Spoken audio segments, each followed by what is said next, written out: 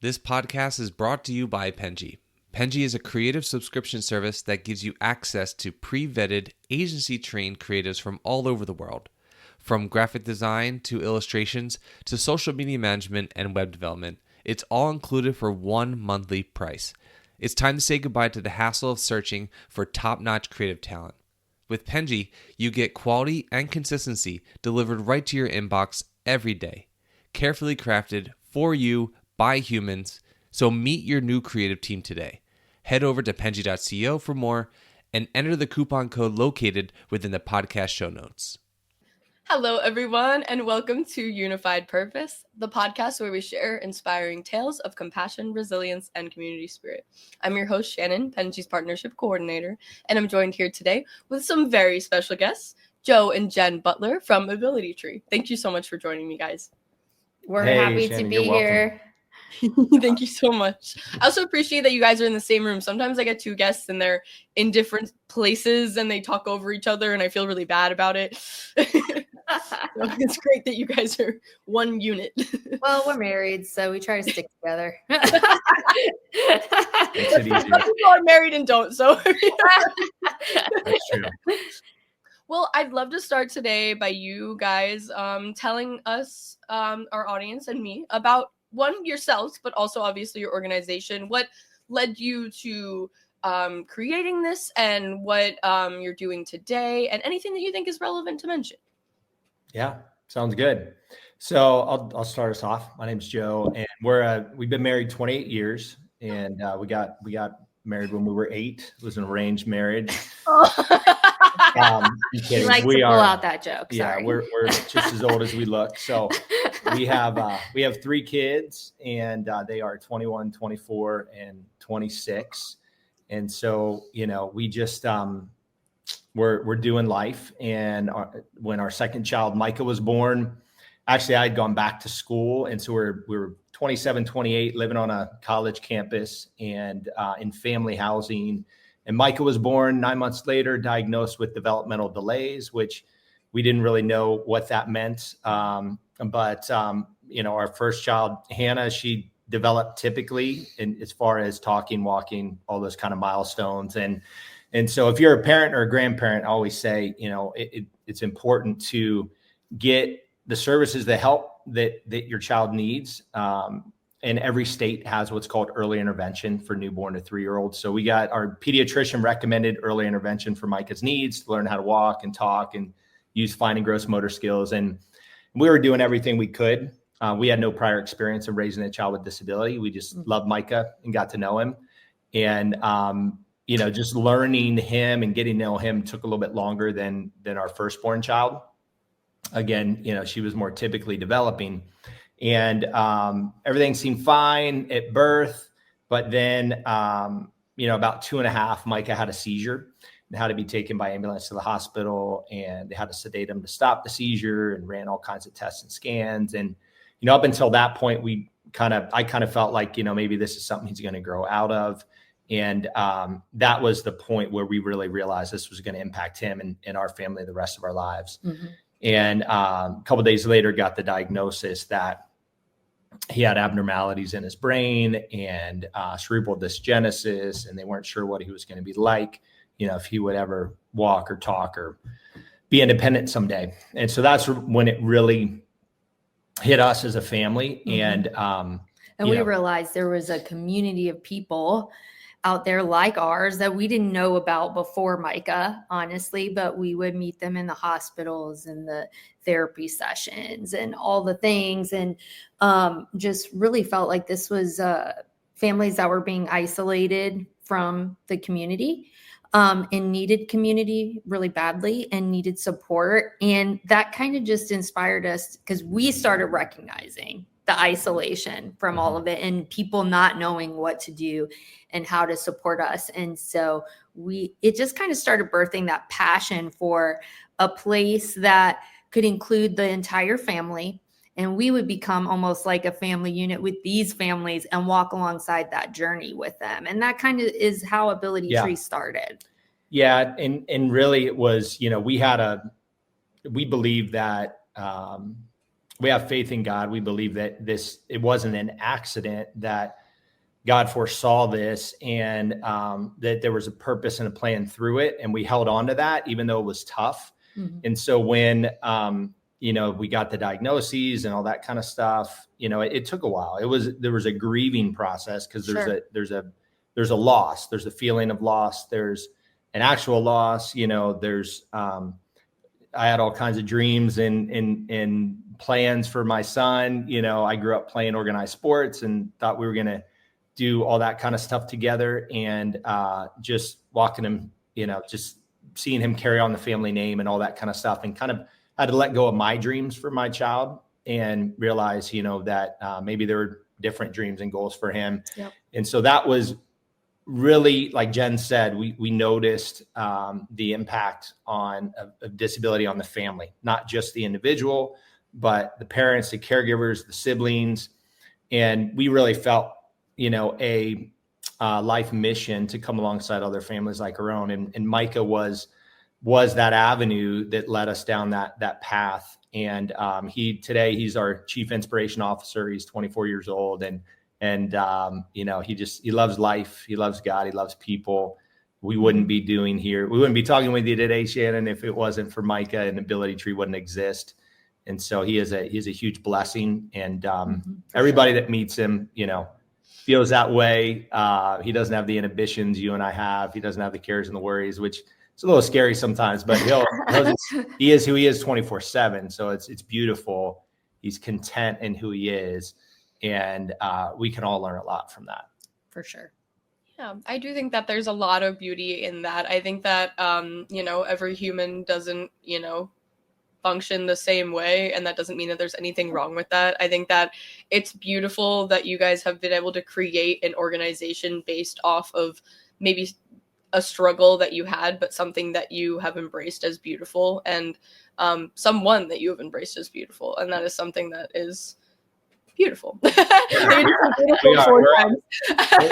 we're, like you said, we're all on a spectrum of support. We all need friends. We all need people. We all need other humans in our lives. And so, in a way, we all have we all have needs, human needs, and so some are greater than others, and some are affect our daily lives more than others. But Micah needs friends. He needs community. He has likes. He has dislikes, and so I think bringing about that awareness to communities to help them understand that people with disability are just people, and they're okay they're not someone to be afraid of. They need friends, and reach out, say hi, get to know them, get to know their story, and you'll be better off that you did.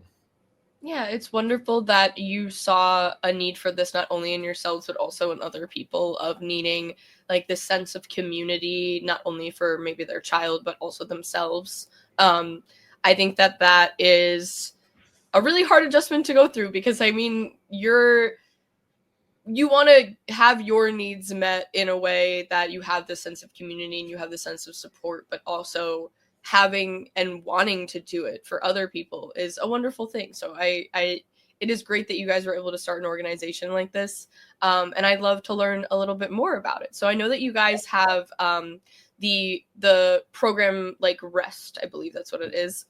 One, I want to know the reason behind the name, because I know it's an acronym, obviously, but like why you chose that, and what it incorporates. Sure. Yeah. Great question. REST stands for Recreation, Education, Support, and Training. And so everything that we do, we try to revolve around those components.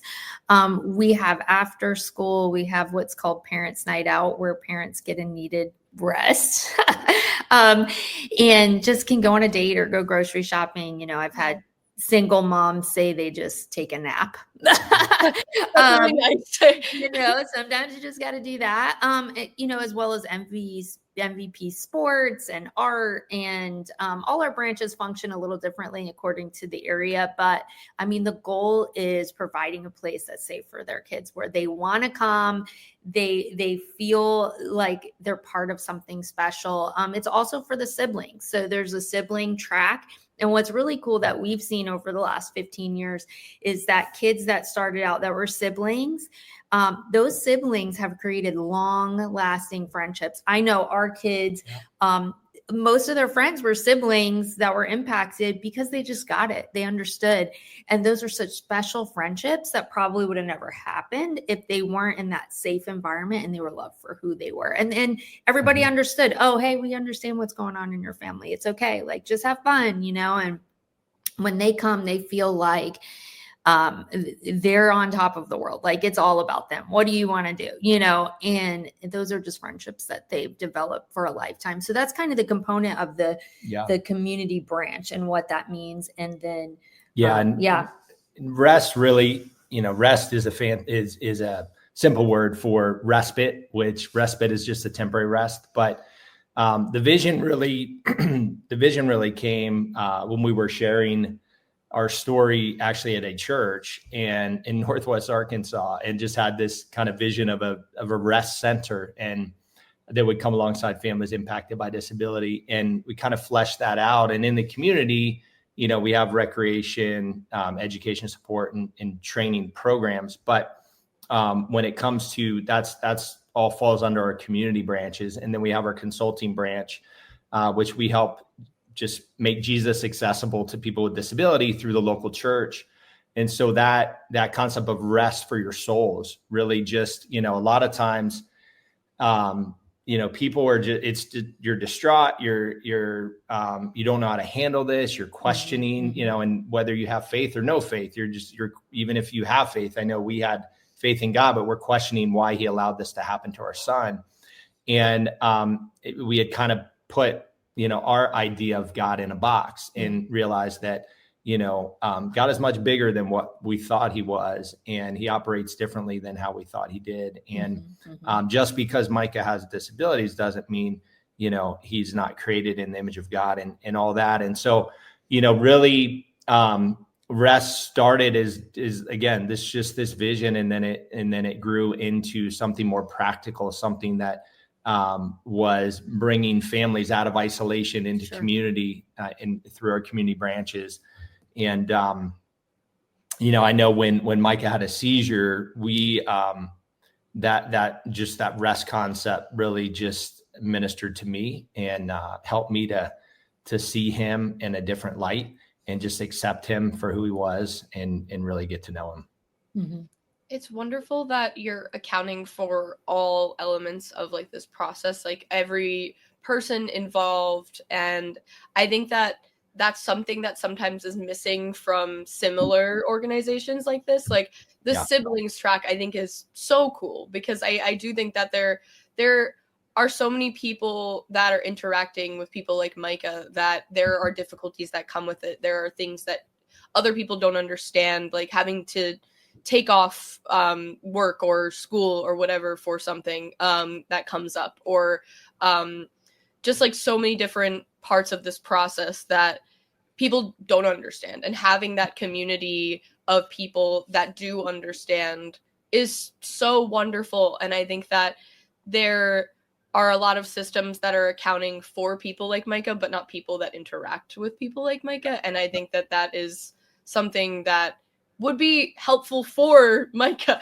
Like because I think that it's really, it can be lonely to not have people that understand like a situation that you're in, and to have that accounting, the entire process is accounting for all these different levels of people is such a wonderful thing. Yeah. Thank you, Shannon. Well, and that's the support component, right, of the REST acronym is, siblings find support with each other.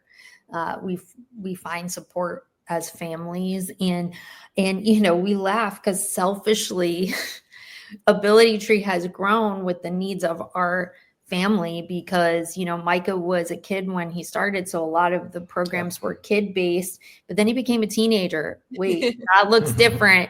And then so we started a teen program, and then all of a sudden, wait, now he's graduated high school, what's next for him? And then that went into our Connections University program for adults. And And so, yeah, I don't know, like it's selfishly for us, but also for everyone. Do you know what I mean? Because you realized that there were more needs Right. you couldn't have known when you were a child that you would need these things in the future. Right, exactly. Yeah. We were learning as we go, basically. And so we tell our volunteers that all the time, like, hey, we had no prior experience before Micah came along, but we learned him and got to know him and loved him.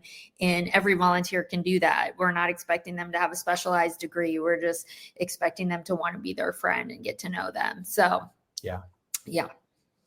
How are you able to foster trust with people that are coming in to participate in this or thinking about participating in it? It takes time. Yeah. I mean, it must be scary for some parents who are very guarded. Yeah. Right. I mean, like every program that's out there, we're always like, oh, what are the people are going to be like, whatever.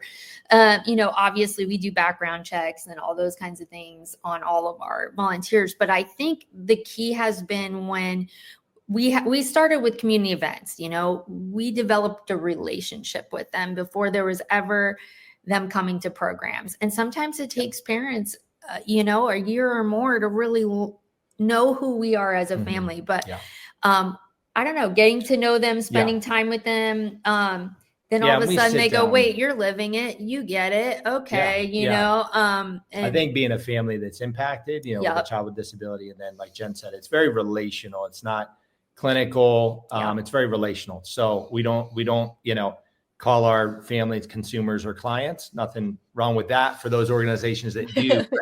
And we're not sitting on the other side of the desk saying, hey, we know what's best for you. We're sitting in a, living room kind of setting, foyer setting and learning about their family and, not just their child, but their whole family. And they come and they see our space, or we do for our camps, we do a Zoom, get to know them before they come to camp and different things. And, we have some families that have been with us for, a decade, that it took them a year before from that first meeting for them to actually get their child, registered for programming because of that trust issue. And a lot of times, like, if somebody harmed Micah, he wouldn't be able to tell us exactly what happened. He could say somebody was mean, so we're not going to leave them with somebody we don't trust. So, for those individuals who are nonverbal or non-ambulatory or have, need more care, it is, you have to trust that person that you leave them with. And, we have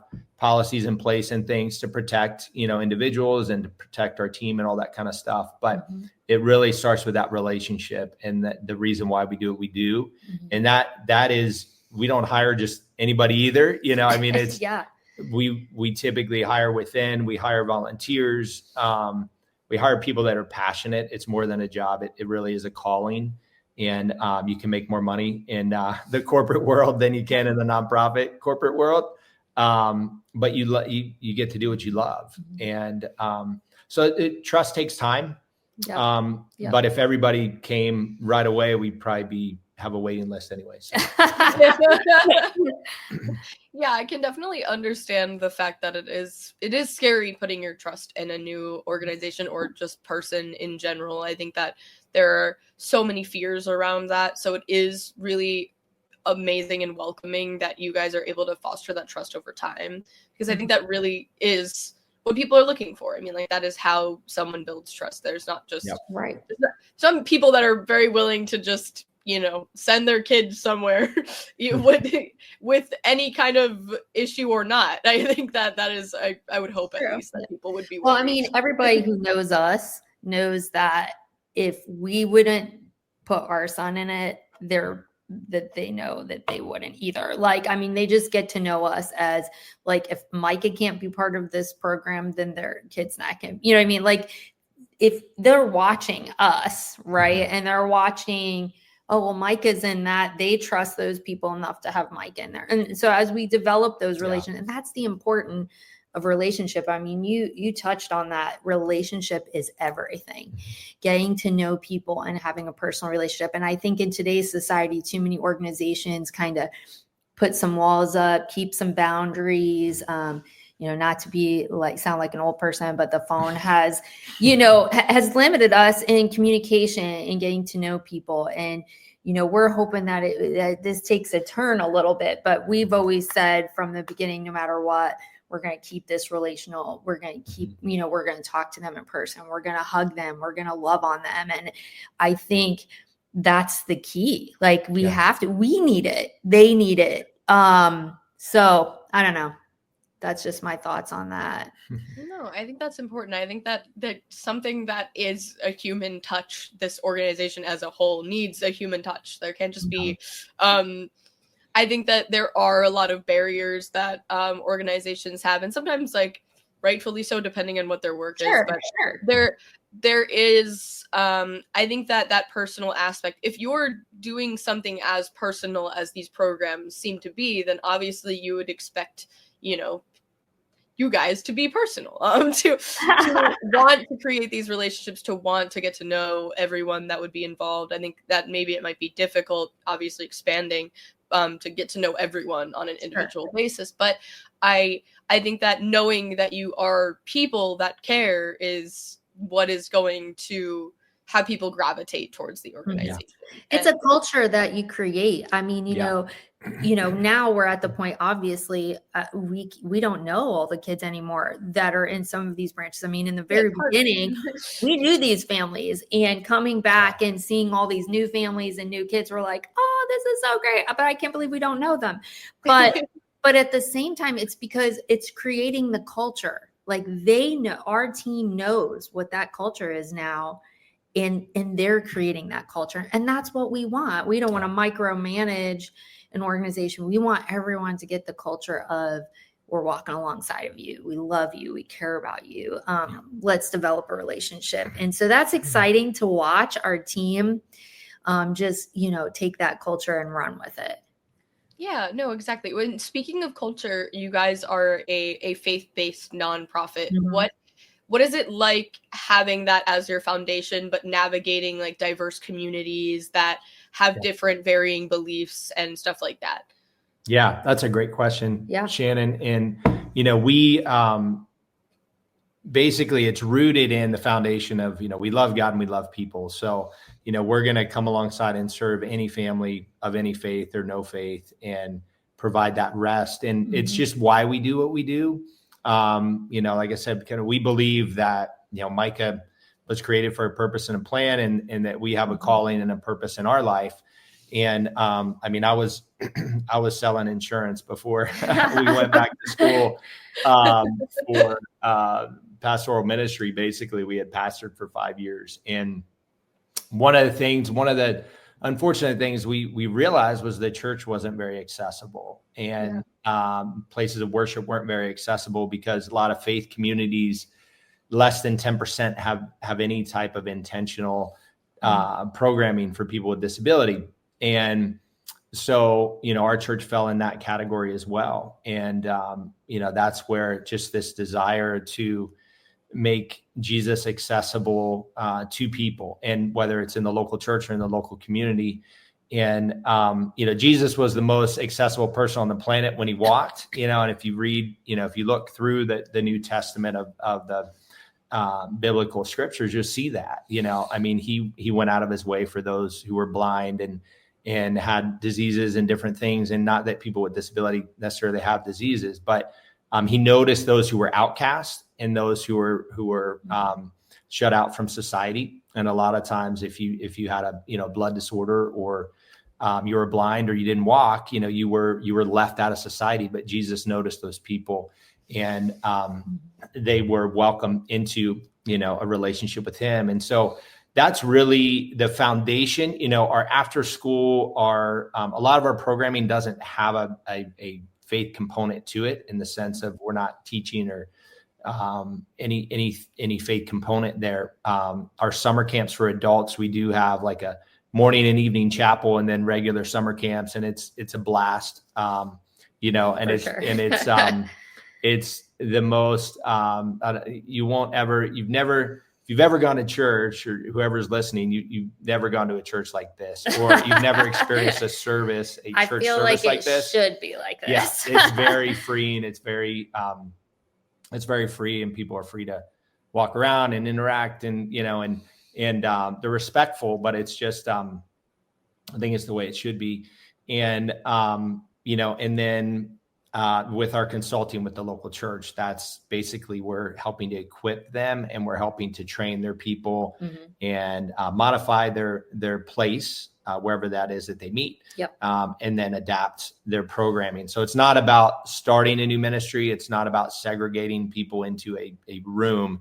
It's about adapting and modifying your kids, teens, and adult programming to include those with disabilities in the life of the church. And we haven't just done just churches. I mean, we've worked with organizations of all kinds, like schools, fire departments, police department.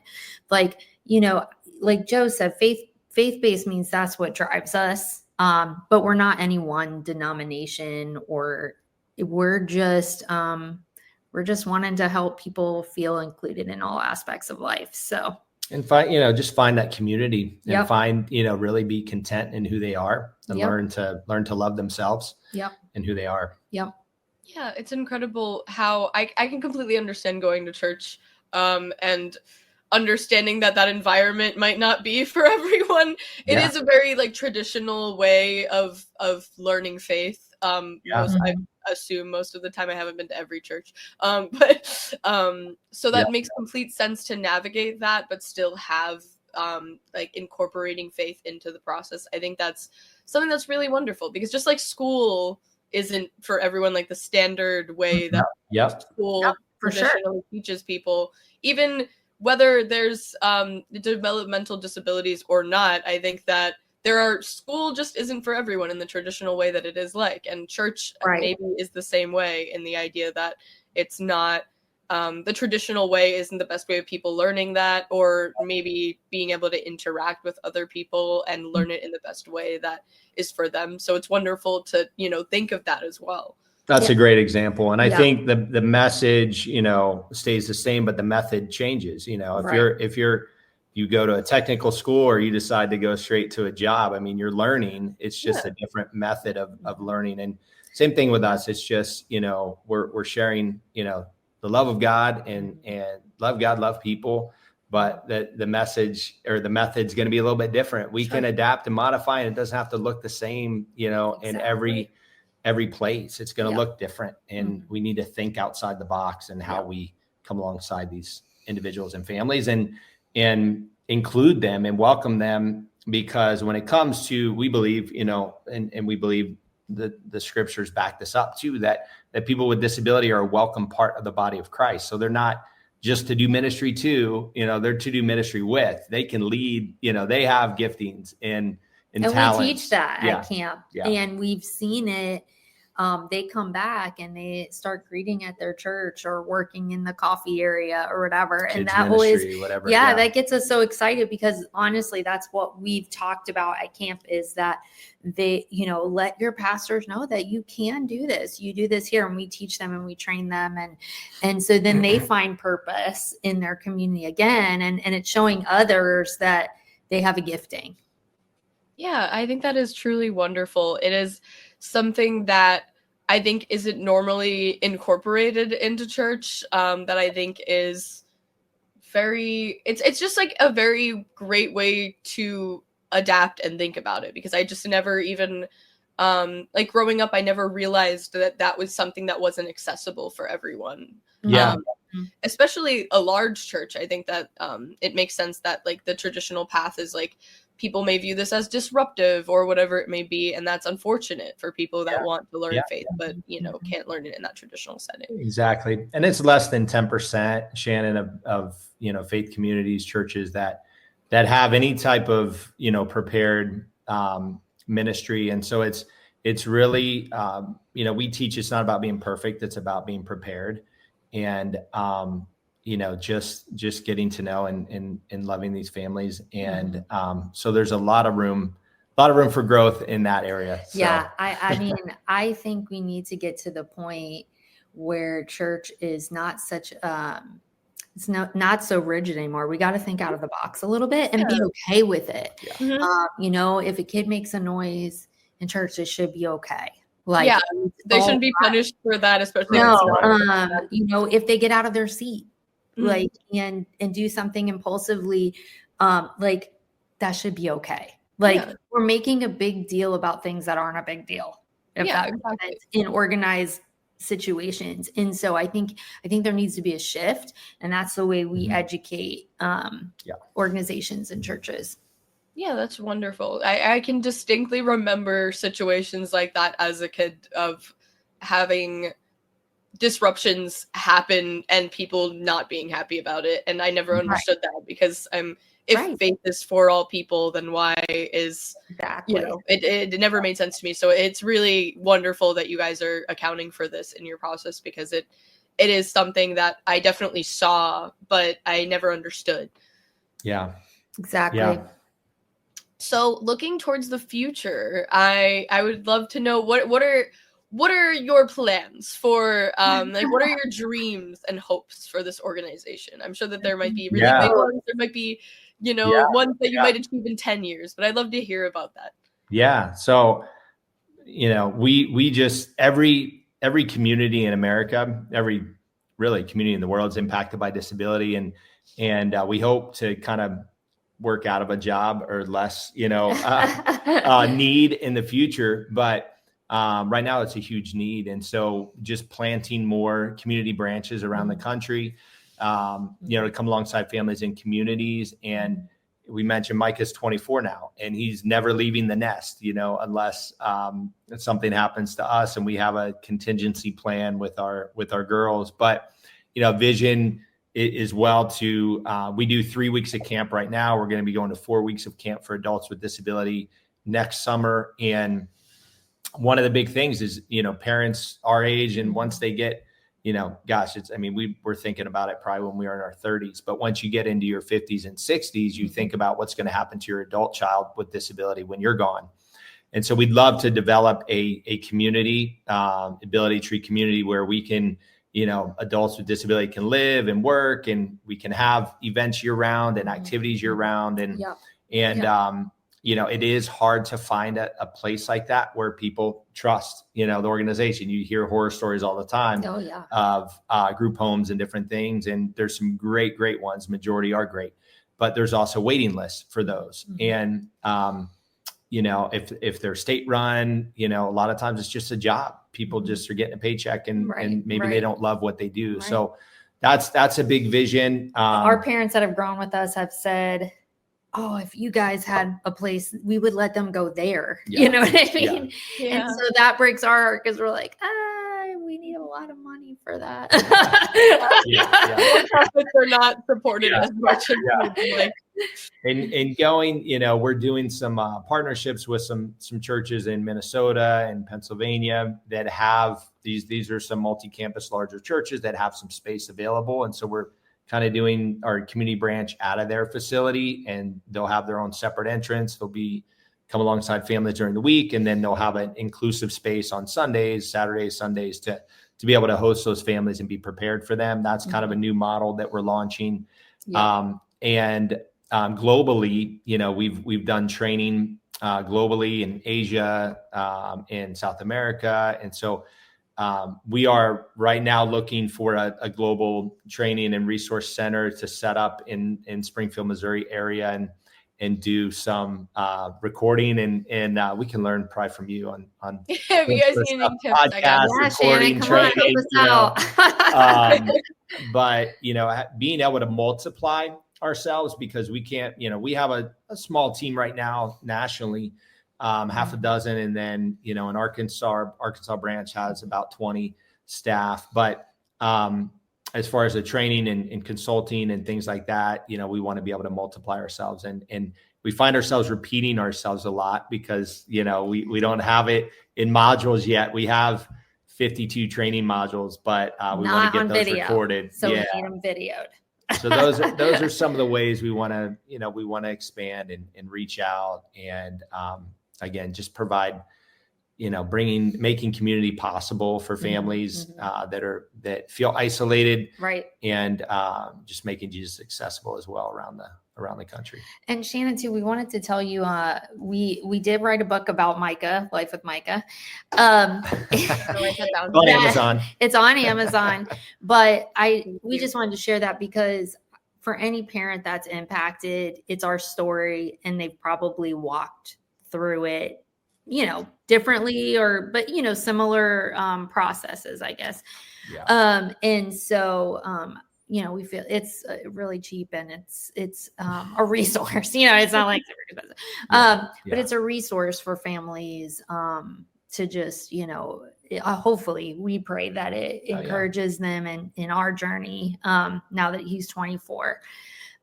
So yeah, just wanted to throw it out there. I mean, it's wonderful that you guys are not only trying to help yourselves, but also help others, because I think that it is already so difficult to help yourselves and to have that drive to do it for other communities is something that is so wonderful. So I really appreciate you sharing all of this today, because it was wonderfully wholesome and a really great start to my day, because this is my first meeting of the day. So I'm so happy that I was able to talk to you. It was a joy to talk to you, Shannon. Yeah. And like I said, we hope this is helpful for other families and just inspires and encourages some people. And thank you for the opportunity. Thank you so much. Thank you, everyone, so much for watching too. I hope that you're able to participate in organizations like this in the future. And it's just so wonderful that we have people to even watch this. So I really appreciate it. And for your participation, thank you guys so much. Thank you, Shannon. Have a great day. Good day. You've been listening to Unified Purpose, brought to you by Penji. Check out the show notes to learn more about today's guest. And to learn more about Penji, the human-first creative subscription service, head over to penji.co. And by the way, if you're still listening, it would mean the absolute world to us if you were to share this podcast with a friend and, of course, subscribe.